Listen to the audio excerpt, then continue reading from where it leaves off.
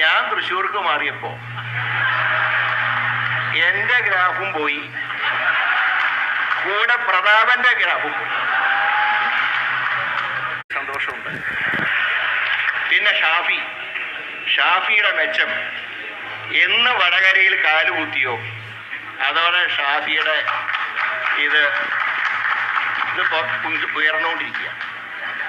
പക്ഷെ ഞാൻ തൃശ്ശൂർക്ക് മാറിയപ്പോ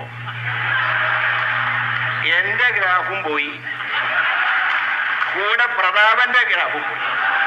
ഒരു തലമുറ മാറ്റാണ് ഞാൻ കാണുന്നത്. അത് വേണം, കുറെ കഴിയുമ്പോൾ മാറ്റങ്ങൾ ഉണ്ടാകും. അല്ലാതെ സ്ഥിരം കണ്ടുമടുത്ത മുഖങ്ങൾ മാത്രം എപ്പോഴും കണ്ടുകൊണ്ടിരുന്നാൽ അതൊരു നല്ലൊരു ഏർപ്പാടല്ല. അത് അടുത്ത അസംബ്ലി ഇലക്ഷൻ അങ്ങനെ തന്നെ വേണമെന്നാണ് എൻ്റെ അഭിപ്രായം. ഞാൻ ഉൾപ്പെടെയുള്ളവരൊക്കെ മാറി നിന്ന് ഈ പുതിയ തലമുറയെ ജയിപ്പിക്കാൻ ഞങ്ങളൊക്കെ തയ്യാറാണ്. അദ്ദേഹം വളരെ നല്ല രീതിയിൽ 4 വർഷക്കാലം പ്രവർത്തിച്ചു. മാത്രമല്ല, പറയേണ്ട അദ്ദേഹത്തിനെ കണ്ടാൽ ഒരു പരുക്കനാണെന്ന് തോന്നുമെങ്കിലും പലപ്പോഴും അദ്ദേഹം ഒരു ലോല ഹൃദയനാണ് എന്നുള്ള കാര്യത്തിൽ സംശയമില്ല. അപ്പോൾ കാരണം നമുക്ക് പാർട്ടി നയിക്കണമെങ്കിൽ അങ്ങനെയൊക്കെ വേണമല്ലോ. ഇതൊക്കെ ഒന്ന് അഡ്ജസ്റ്റ് ചെയ്ത് കൊണ്ടുപോയാലേ നടക്കും. കാരണം പല തിരക്കാർ നമ്മുടെ കൂട്ടത്തിലുണ്ടല്ലോ.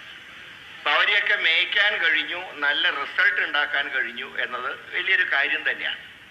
അതുകൊണ്ട് തികച്ചും അഭിമാനത്തോടുകൂടെ തന്നെയാണ് അദ്ദേഹം ഇവിടെ നിന്ന് ഈ സ്ഥാനം ഒഴിയുന്നത്. പക്ഷെ തുടർന്നുള്ള പ്രവർത്തനങ്ങളിലും അദ്ദേഹത്തിൻ്റെ സഹായം നമുക്കുണ്ടാകും എന്നുള്ള കാര്യത്തിൽ തർക്കമില്ല.